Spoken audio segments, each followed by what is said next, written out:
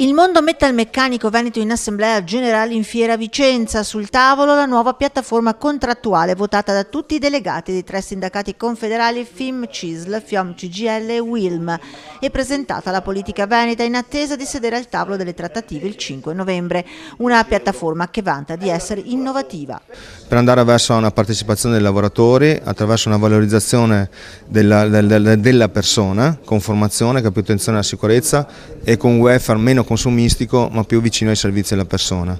C'è una richiesta salariale importante dell'8%. A livello vicentino le aziende che applicano il contratto di lavoro nazionale sono 1543 riguardo a oltre 50.000 lavoratori.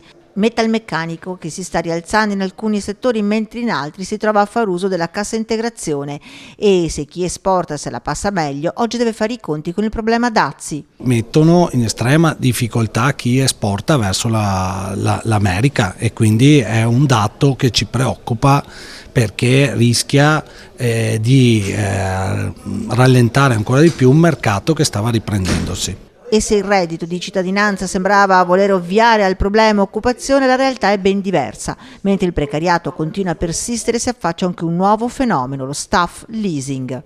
Cioè il dipendente viene assunto dall'agenzia a tempo indeterminato e mandato in leasing, una forma che non avevamo presso le aziende. Rischia veramente di consegnare i lavoratori a quelle che sono le agenzie e mascherare un po' il fenomeno che è sempre precariato.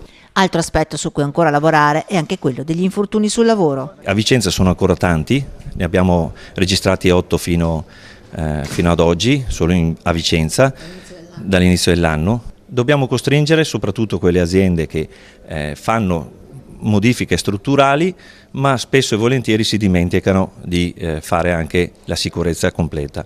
Il coinvolgimento dei lavoratori è un metodo assolutamente corretto per fare prevenzione.